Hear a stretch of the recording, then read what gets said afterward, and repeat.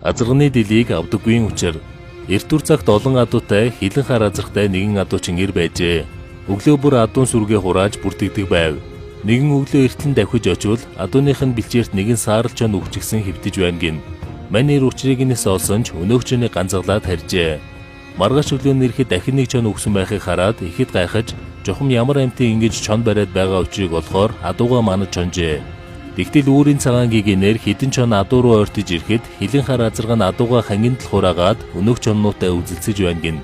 Тэгтээ сэрвэн дээр нь харин гарсан чоныг урт хилэндээ орооцолтуулан газар савж алахыг харжээ. Адуучин нэр дахин нэг чон ганцаглаад адууга туун гэртээ харж гин. Тэрбээр чонын аван сэтгэл нь шунаж инхүү боджээ.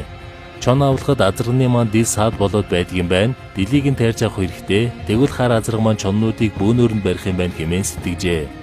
Тэгээд азаргаа барьж яваад дэлийг нь тайрчгаад адуунд нь тавьжээ. Хар азарга маань хідэн чон барай буул гэж бодхоос нойрн хулцсан залуу өглөө эртлэн босож адуун дээрээ давхиж хүрвэл хилэн азарганыхын сэрвэнд чоны соёо нэвт орж улмаар азарга нь өвчгсөн байжээ.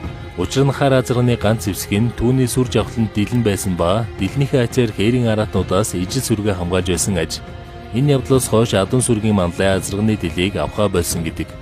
Бичлэг таалагдсан бол Монгол пэйждээ нэгдэн фоллоу дараарай.